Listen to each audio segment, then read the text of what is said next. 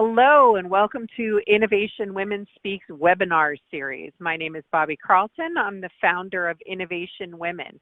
Innovation Women is a visibility bureau for entrepreneurial, technical, and professional women.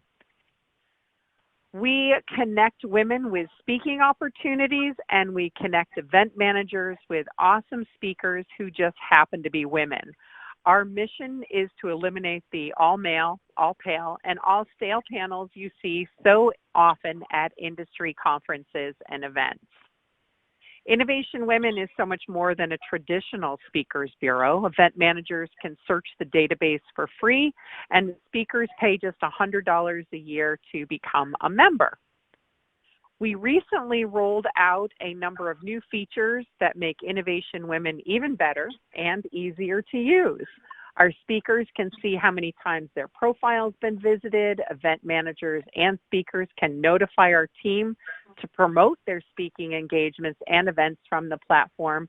And we're now using the Google Places API to help us match local events and speakers. If you are interested or like more information on Innovation Women, check out our website. For our webinar attendees, we have a special offer of 20% off your first year. It's coffee money, so the membership will actually only cost you the same amount as buying a couple of Starbucks visits every month.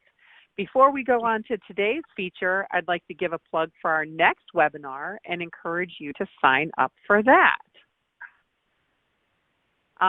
Before we do that, though, I do want to actually let you know that we have a number of different webinars. So we have ones coming up that you can apply for if you're one of our members. We're doing visibility in June. July, we're talking about independent retailers. August, female founders. So if you are one of our members or you're interested in being one of our members and doing a webinar yourself, just let us know. Our next webinar is from Aileen Axmeyer, and I want to encourage everyone to register for our next webinar. On May 13th, Aileen will be presenting Stress Less, Sleep More, How to Create a Calming Quarantine Routine. You're going to be learning some of the physiological reactions that quarantining can elicit in the mind and body, specific strategies to address stress and sleep from multiple angles, and how to make small but impactful changes that can last no matter what your life looks like. And also, before we get started, just taking a quick look at the webinar attendee screen. This is an annotated version of your screen. Below the video viewing window, there are tabs. The default tab is Ask a Question. You can type in a question or comment at any time during the program. The Attachments or Links tab is where you'll see documents and links from today's speaker and the link to sign up for our next webinar. You can download the attachments at any time during the webinar and from the recording. The tab called Rate This helps us determine what you like. We read all the feedback, so feel free to tell us everything. And the polls or vote tab is where you see the polls. So if you are asked a question, you can answer it right on the screen. You can also enlarge your screen to view it in full screen mode. And if at any time you need audio help, feel free to click on the Help button at the bottom of the screen to contact Bright Talk. Today's webinar is being recorded, so if you'd like to view it again, you'll be able to do so through the link that we send you in the email after the webinar. So today we have with us Stephanie Thoma. Stephanie is the founder and networking strategy coach at Confident Introvert, also serving on the board of the Young Professionals of San Francisco. She's attended and hosted over 1,000 events and has made a fulfilling career out of inspiring and facilitating human connection. She also moderates and MCs panels and speed networking events, as well as confidence workshops at corporate retreats and lunch and learn. So for those listening, please note, again, you can ask a question at any time. And Stephanie, we are so excited to have you join us today. I'll turn things over to you. Hello, everyone. Thank you for that introduction, Bobby. And I would like to take a moment to welcome everyone to Networking in COVID-19. So again, here's a bit of information about me. So I've attended and hosted over 1,000 networking events in recent years, and what I'm going to share with you are insights so that you don't have to attend that many events. It's definitely not necessary, although it can help to get those fundamental ideas about how to network most effectively. But we're going to take a slight step back before we jump in to what you won't see on LinkedIn. So what you see here is previously, before attending all these events, I was a baby, also apparently a sailor, a twin, but I didn't have a job. So as things are in flux these days, let's just kind of take a moment to note that we all have to start somewhere. So how you can prepare for our session today is to get out a paper notebook and pen if you're a little bit more old school, or if you'd like to really embrace full tech, then now's a great time to get out the Notes app on your phone and get your thumbs ready. All right. So what we'll cover today includes career clarity, how to present yourself online, structuring your day.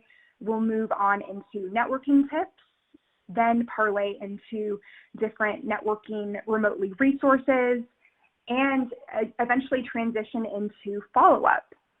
So this presentation is meant to be extremely interactive. So throughout the presentation, if a question comes to mind, by all means, please feel free to jump right in, and I'm happy to answer your questions. So chances are, if you're here with us today, right now, in this session, you probably feel one or a combination of all of these things. So in the chat, feel free to call out the numbers that resonate most with you. So we have number 1, who resonates with you're unsure about the next steps in your career? How about you feel anxious about networking? You're curious about how to network online? Your industry is in flux right now.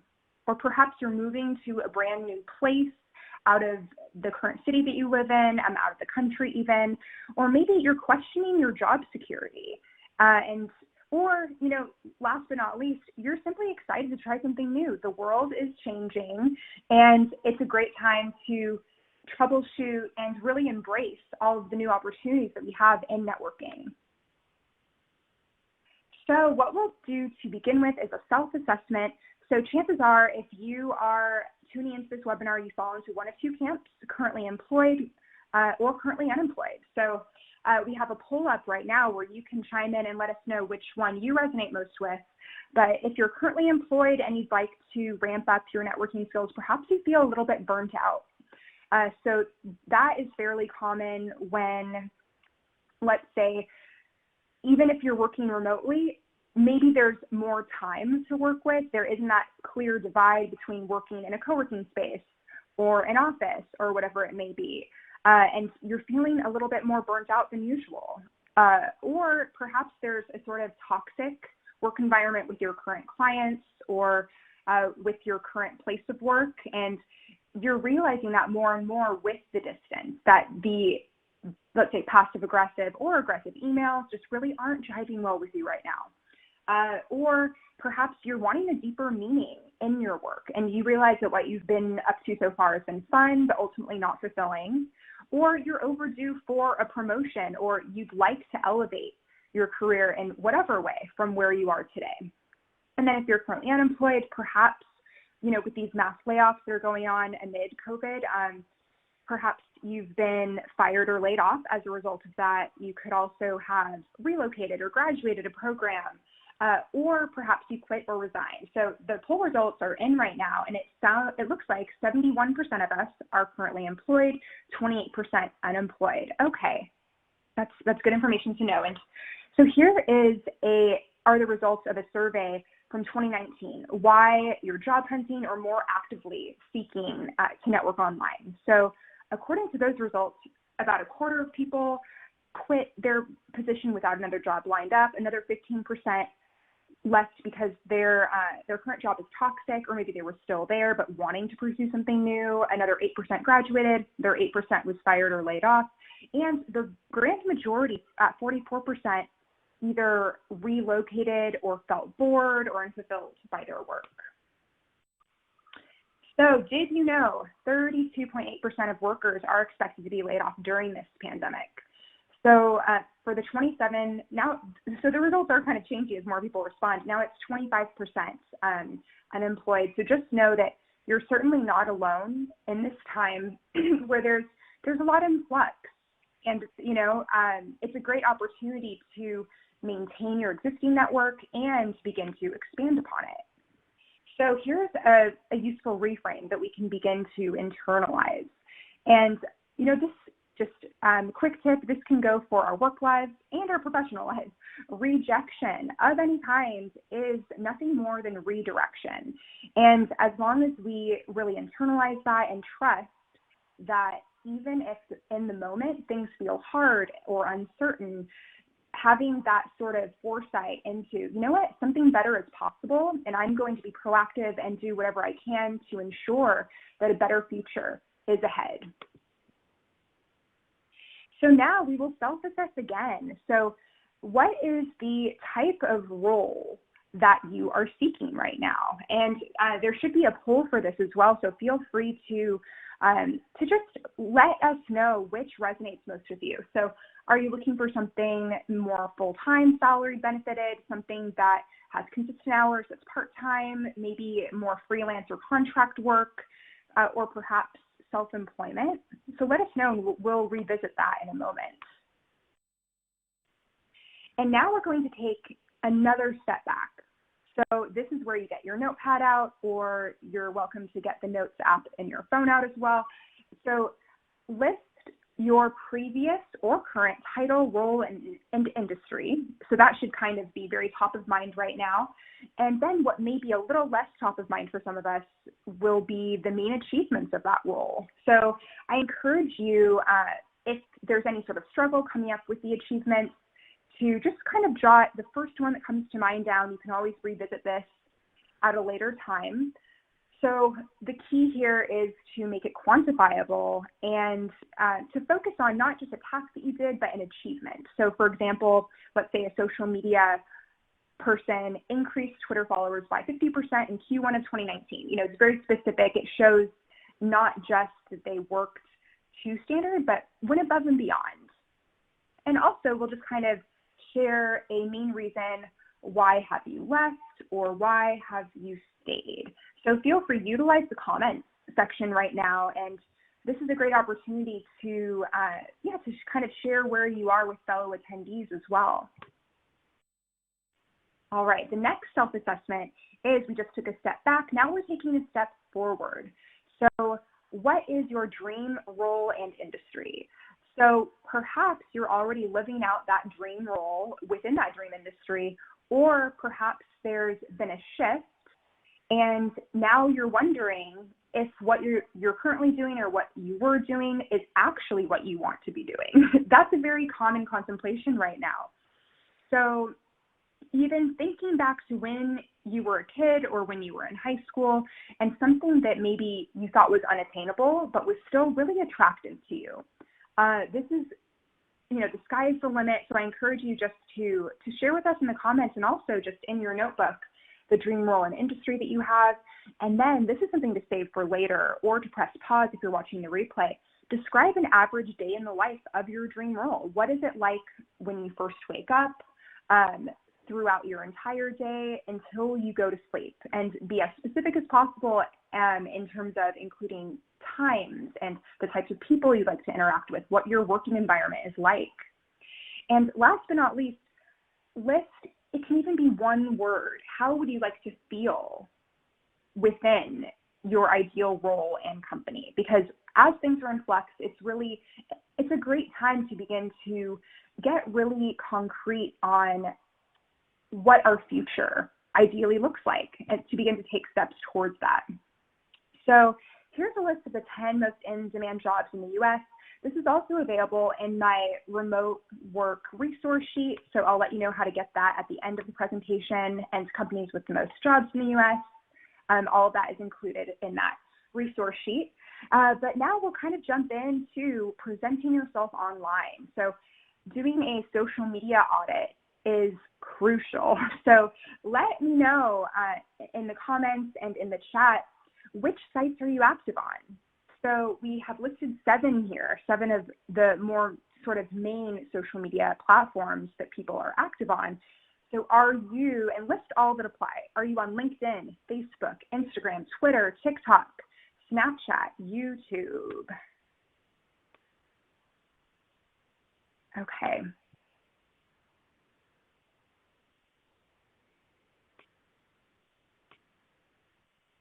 So what you'll want to do, no matter which platforms you're currently active on, the recommendation is to select 2 and to make sure that they are polished, public, and active. So even though we've listed 7 and there are plenty more platforms to choose from, the reason why I recommend choosing 2 platforms is to ensure that you're really intentional with your content and that you're making a good, positive public impression. So when I say public, yes, that means ensuring that these pages are viewable to the public.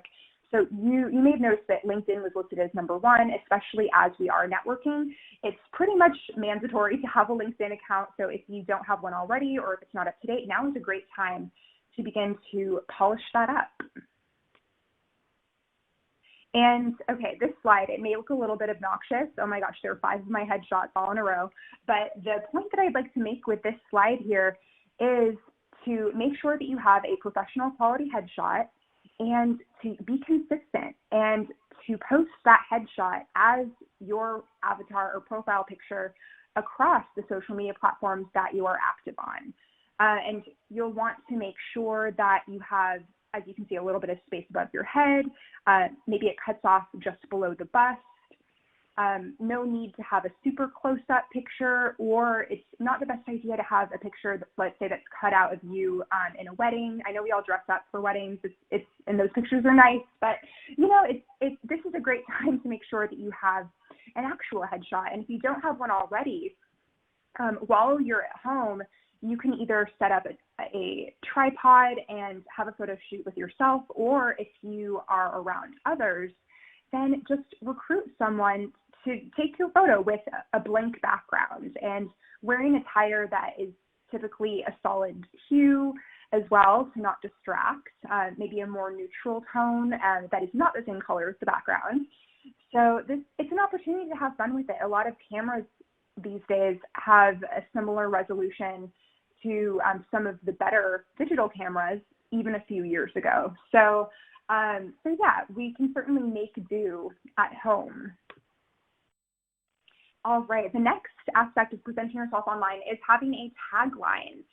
So for example, mine is helping introverts feel confident at networking events and beyond. So if you don't already have a tagline, or if you have one, but you're not sure that it really packs the punch that you're looking for, you'll want to be sure that it's value-based and essentially shows what you can give. I'm seeing a lot of people right now in particular posting, let's say, in their LinkedIn headline what they need from others. And, you know, this is a great time to kind of give and take while we're working remotely and the work world is shifting.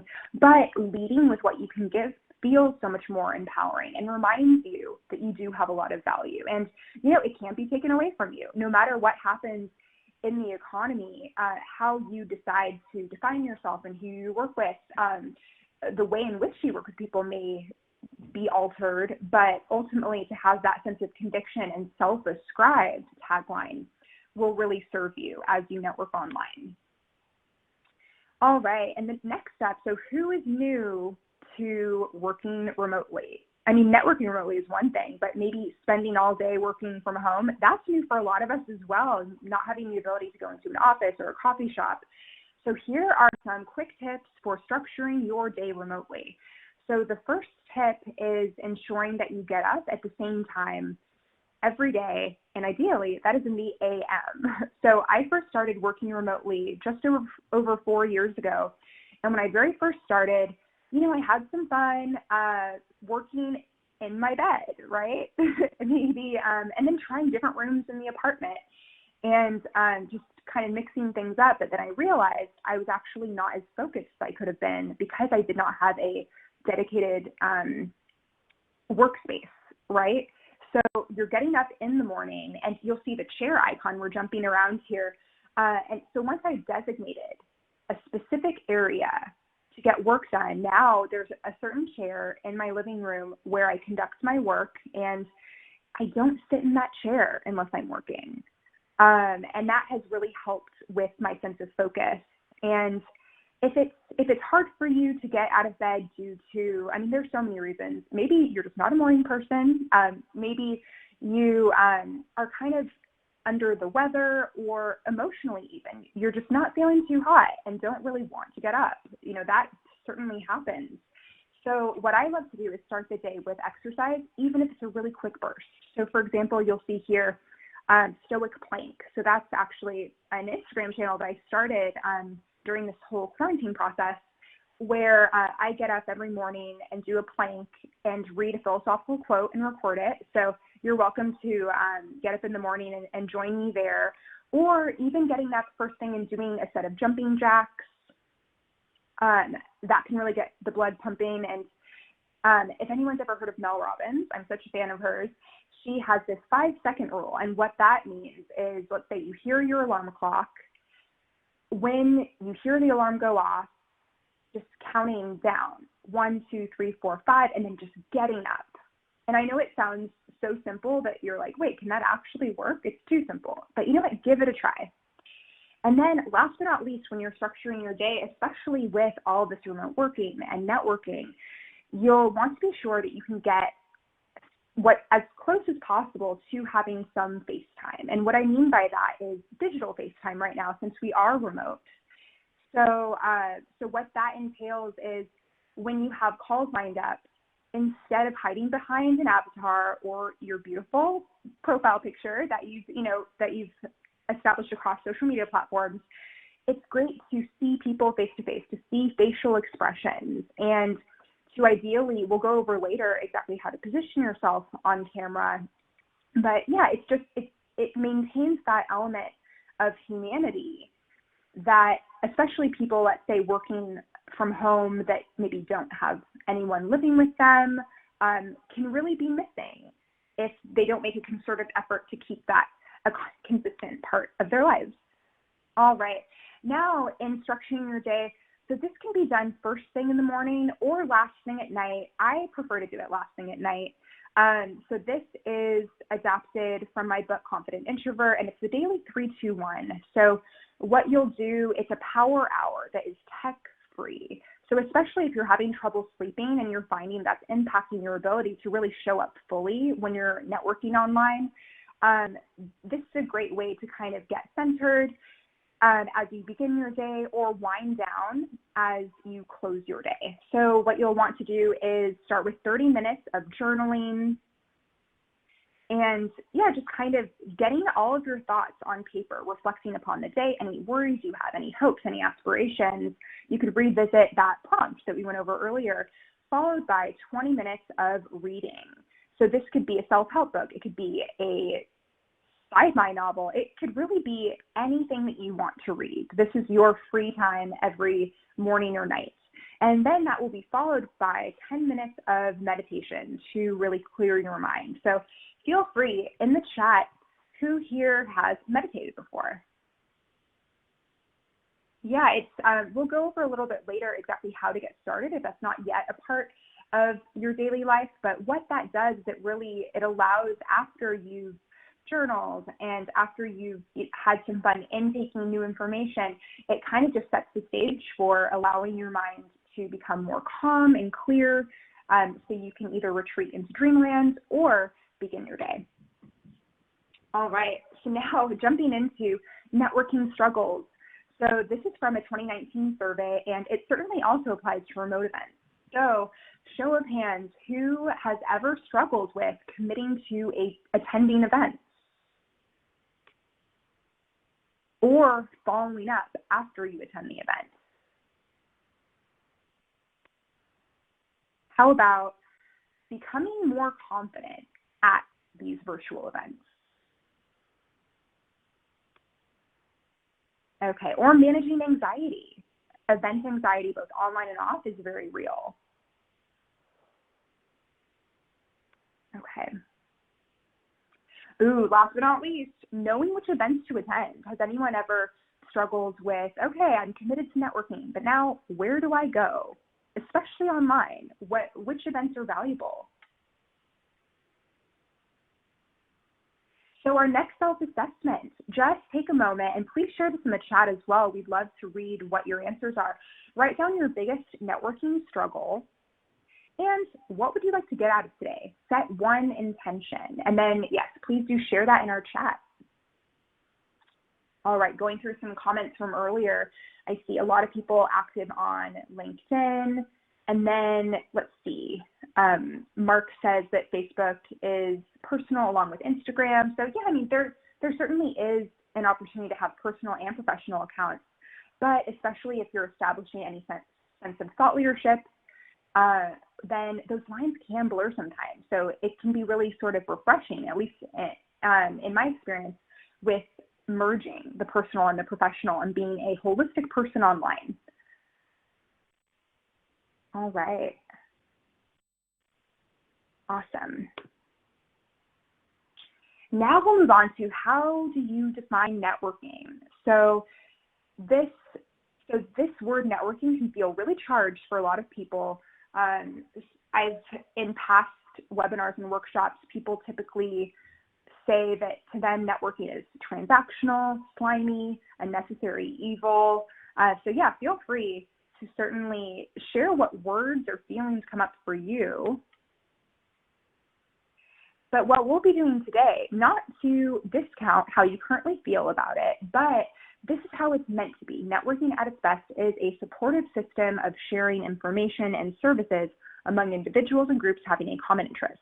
Okay, that's pretty wordy, but basically what it means is that networking is meant to be collaborative and a situation in which you all have something in common and you're sharing what you can with others. And that is not with the expectation that you get something in return. And it's just more of a free-flowing relationship-based exchange. Okay, so a question that I've been getting lately is, where do you even get started with remote networking? What is step number one? Where do you begin? So step number one is to search Eventbrite, Facebook, and Meetup events. So that would typically be my advice for in-person events. And you know, it certainly translates into virtual events as well, especially during this particular time period. Pretty much everything is virtual, which is a really unique opportunity to be able to attend events that maybe you typically wouldn't or couldn't attend. And before you go online, I will just put a little plug in here to get a headset to help isolate your sound, to both be able to hear and then not necessarily rely on the speaker of your computer. And we'll go into that a little bit later. So that's just kind of planting a seed for now. And now we'll move on to networking falsities debunked. So there can be a lot of pressure to, show of hands, have you ever heard that you have to be interesting or talk to as many people as possible or go to all of the events, every single one? Just don't say no to anything, right? So the first networking falsity that you have to be interesting, it causes anxiety for many people because the focus is solely on you, right? So, and then in Instagram culture especially, you're kind of navigating your life in a way that is more externally focused than internally motivated. That's not going to serve anybody. So here's the networking tip from that falsity: to be interested versus interesting. And this puts the focus on the people that you're interacting with. And it allows people to open up and give you opportunities to connect with them most effectively. And yeah, you can do that by asking open-ended questions. The next networking fallacy is that you have to talk to as many people as possible. Isn't this image even overwhelming, where it's kind of one after the other,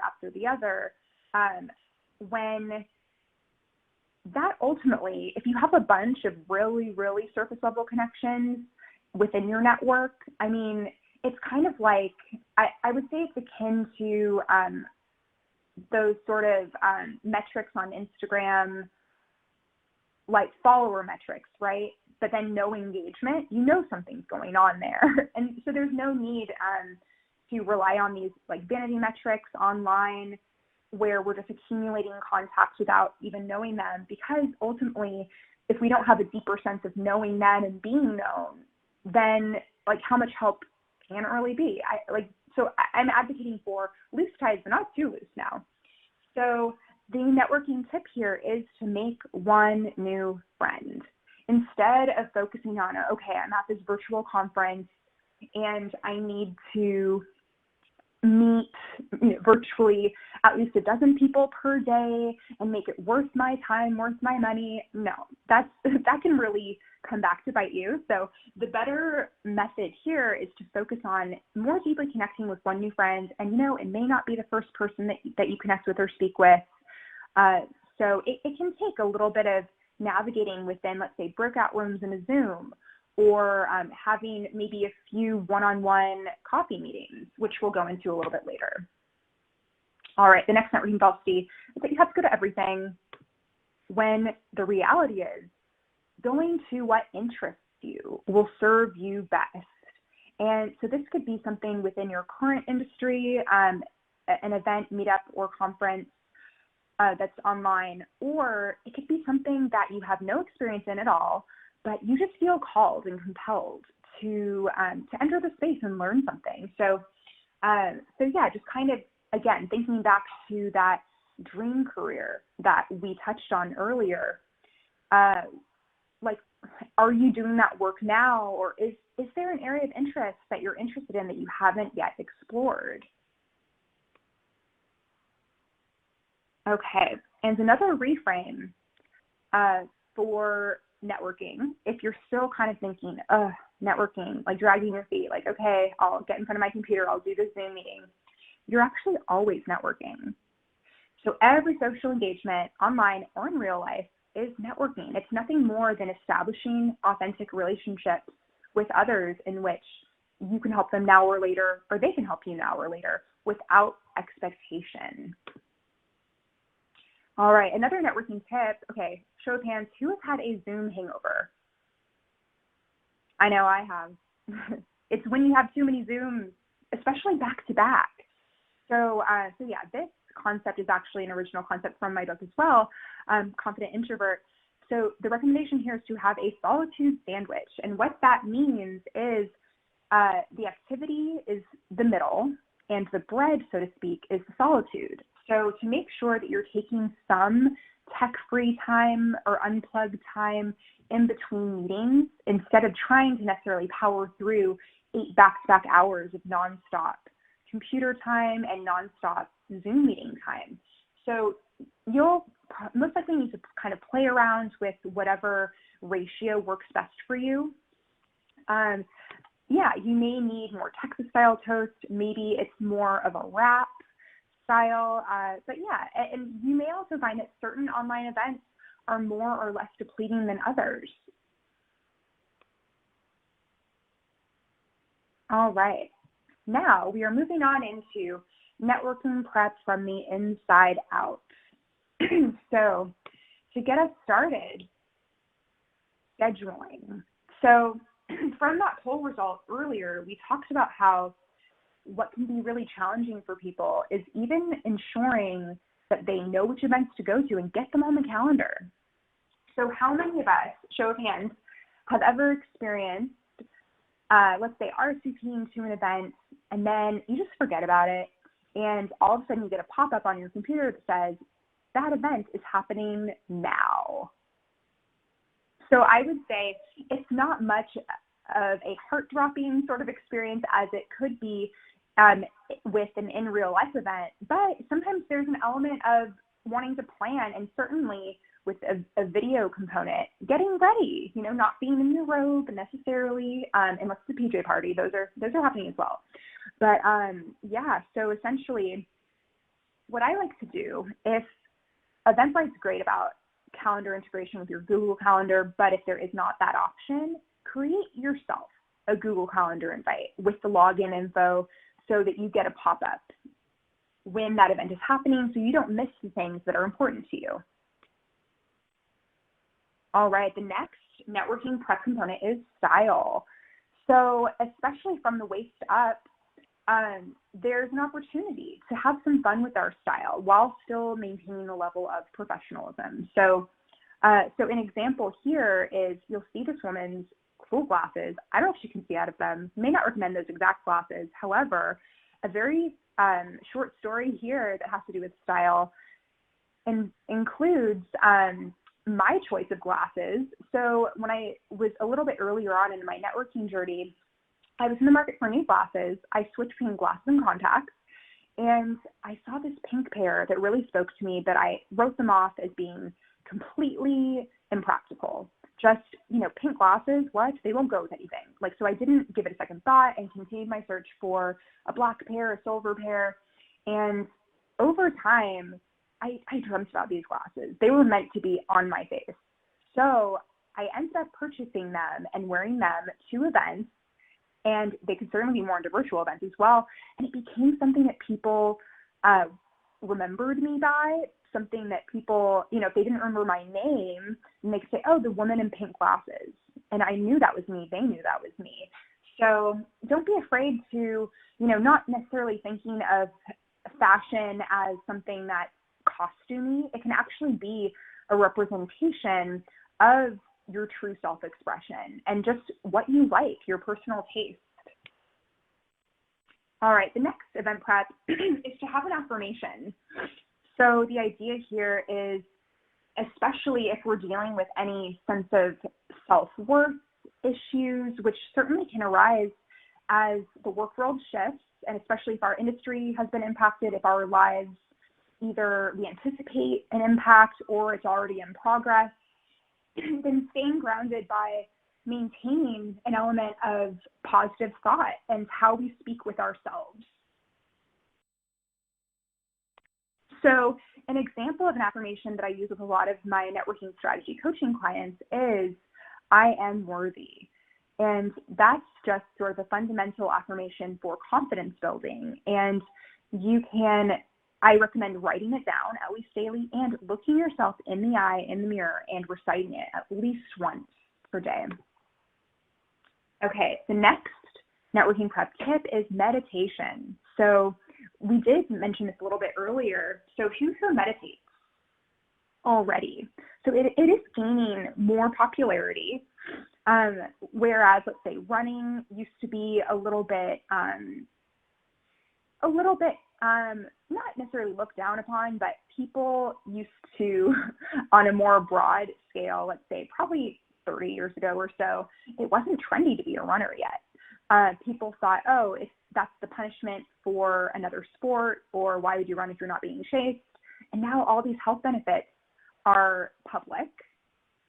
So the same is going for meditation. Previously, it was this sort of mysterious concept. Okay, monks do it, or only people that are extremely spiritually inclined do it. And now it is becoming more mainstream because of the emotional and physical health benefits of clearing your mind. So what I like to recommend, if you're just getting started with dipping your toes into a meditation practice, is to start with the breath of 4-4-4. So what you'll do, and do it along with me for a moment, we'll just take a very slight pause, and I'd like you to sit with both feet planted firmly on the ground, roll your shoulders back, and allow your eyelids to gently close as you breathe in through your nose for 1, 2, 3, 4, and hold. And exhale through the mouth. And we'll breathe in once more for 1, 2, 3, 4, and hold. And exhale through the mouth. And I recommend doing that. You can open your eyes now, re-enter the space, but even doing that a couple of times can have a slight impact. And I promise you, if you do this for 1 minute, 5 minutes, it can really reset your level of anxiety and clarity throughout your day. And, you know, if the idea of sitting still, doing nothing is still just kind of not your jam, that's okay. Another way to meditate is in motion. So it could be on a walk around the block. It could be on a jog or hike on a trail. And I would advocate for being tech-free during this time, just eyes open, please, focusing on your breath to really kind of get in the mind space to be centered and calm to then be ready to network. Okay.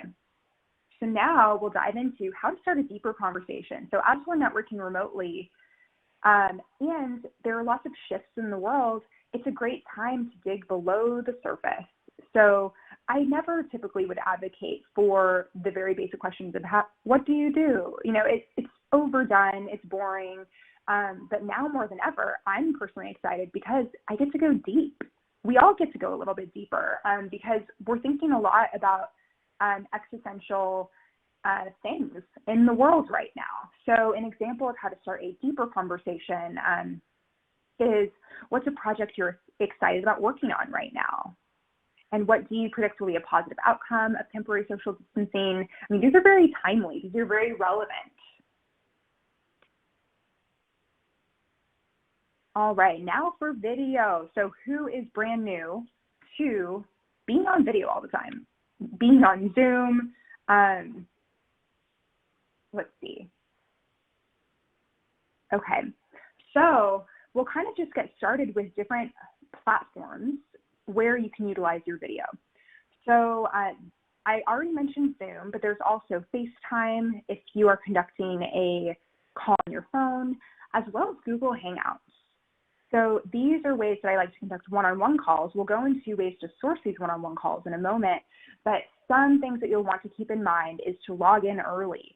I personally like to log in about 30 minutes early in general, but you know, sometimes we can have every intention to log in early and it doesn't happen as early as we'd like to. So just ensuring that you know kind of, how, and it doesn't even matter how tech savvy you are really, because sometimes links get lost, links don't work. It's just a great rule of thumb to log in early. I would typically say 30 minutes if you are hosting, 15 minutes if you're attending. And then ensure that you're in a quiet and clean location. So, so for example, especially with your video on, it's possible, who's been in a remote networking event or meeting where they could hear someone's kid screaming, or they could hear a dog barking, or a roommate is, let's say, flushing the toilet or making a meal. You know, I mean, these are things that happen in our lives at home, and we're not always used to conducting professional meetings with these things happening. So, so again, consider a headset just because it can help minimize that background noise. And then again, a clean location that's, and I mean clean, but also tidy as well, because sometimes clutter, it can be a reflection on your professional self. Even though you are at home, making sure that that sort of polished and professional demeanor is maintained is important. And again, not defaulting to an avatar, because it's an opportunity when you have access to video meetings to really show that you're a real person, and to not hide behind this this picture or this, you know what I mean? Just to kind of, again, allow others to even have a greater sense of who you are. And, you know, another thing to keep in mind is to not get too close to your camera. I like to think of the little dot on my computer, that's the camera, right, on the laptop, as a human eye pupil. So, you know, whatever you need to do, whatever framing you need to make. I know one of my clients, she puts a smiley face sticker right near the camera. And yeah, there are a bunch of creative ways to kind of train yourself to look at the camera, which allows others to feel like you're looking them in the eye. And also, yes, dressing professionally. So again, I really love working in my robe. Who else does? I just think it's more comfortable than, getting fully dressed. But that's not to say, because we're more comfortable, that it's how we should show up in meetings, unless it's literally a PJ party or something that's way less formal, a hang out with friends. Then it's an opportunity to put on a blouse, put on a button-down shirt, and and dress the part that you would dress as in real life networking event. And last but not least, to be present. So how many of us associate online networking with a sense of, or not online networking, but just being online in general with distractibility, right? Having 16 tabs open and yeah, just having this sense of checking our phone while we're in an event. And so it's crucial, especially as we acclimate to networking remotely more and more, to maintain an element of laser focus that we need to train ourselves into. And that means not being on your phone while you're in a virtual meeting, and really sort of giving the person in front of you your undivided attention.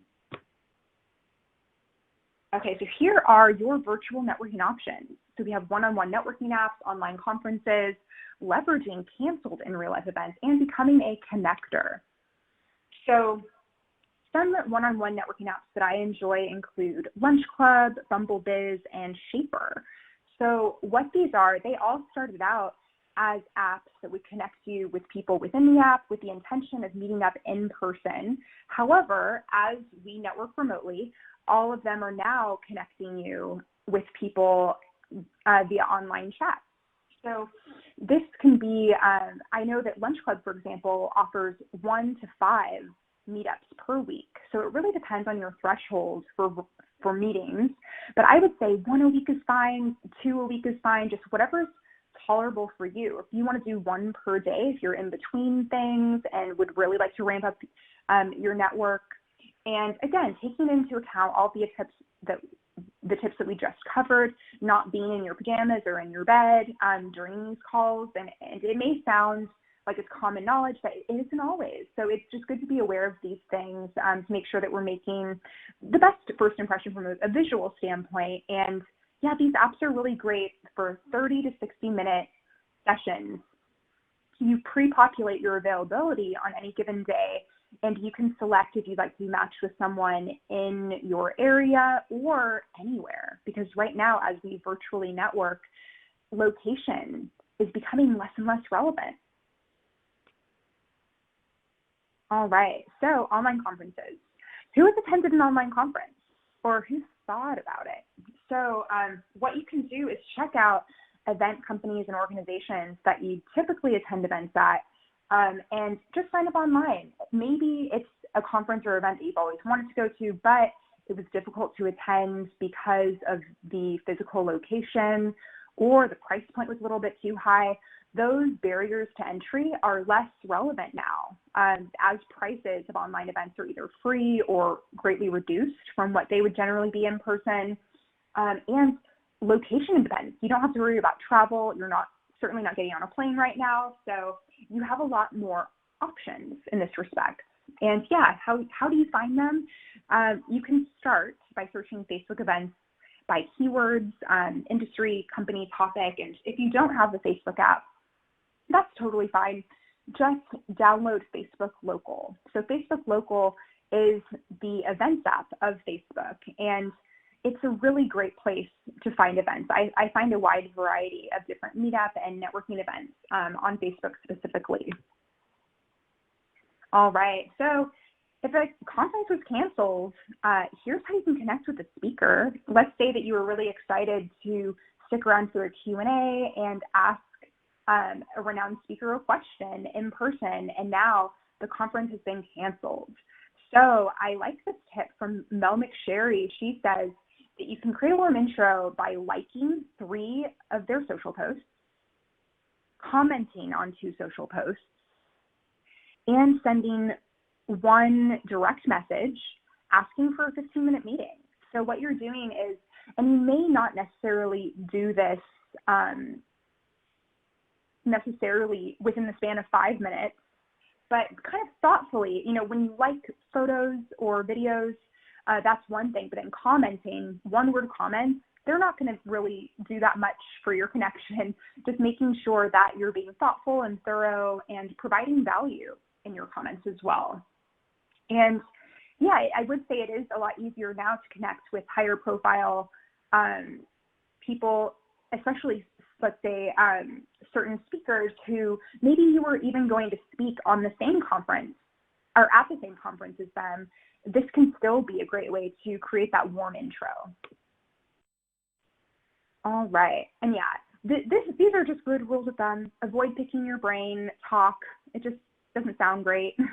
And embracing the UV language. What is in it for them when you connect?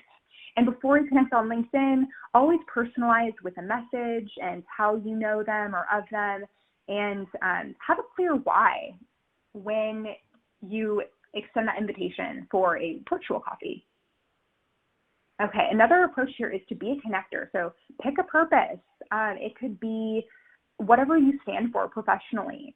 And so let's say that you're an online marketing guru. Then, okay, your purpose is online marketing and helping people online market. And perhaps, let's say, choosing a cadence. Maybe you want to have a mastermind that meets weekly or monthly. And where do you want to host this? Do you want to be on YouTube, Facebook, live stream, Zoom, AirMeet, Icebreaker, Twitch, Hey Summit, Crowdcast? The list goes on. And then create a group and provide assistance and help before you ask for anything in return. It kind of sets the stage for what that community becomes like.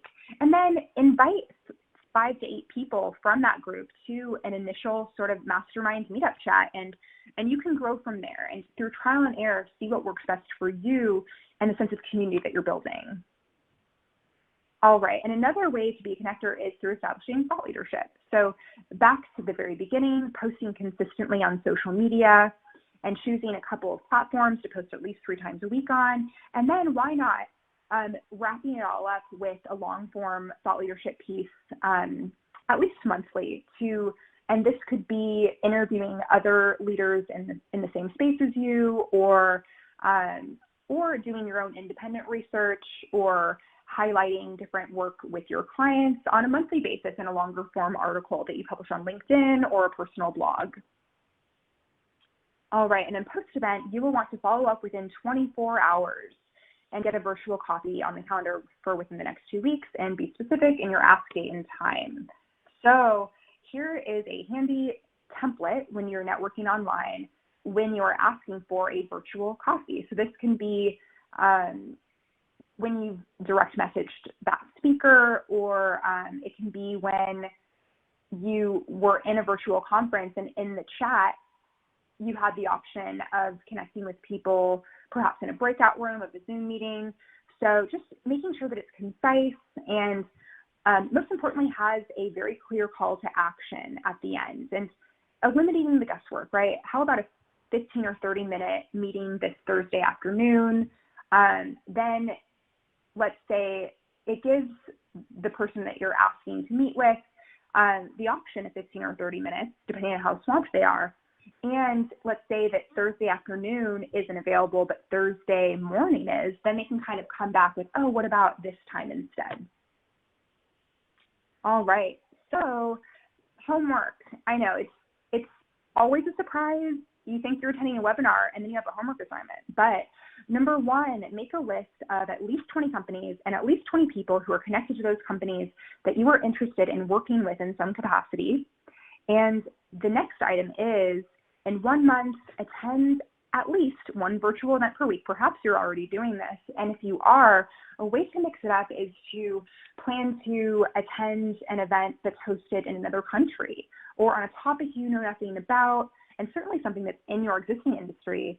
And then just to stay kind of close to your existing ties, one that is virtually hosted in your own city. And third here is to take an online class that interests you. So right now, some great resources include Creative Live, Brit & Co, Ivy League class, Master class, and this can be great for, if you are a speaker, sort of identifying how existing webinar thought leaders are constructing their content, or if you're there to learn, then, just take in this professionally portrayed content. It's all really good stuff.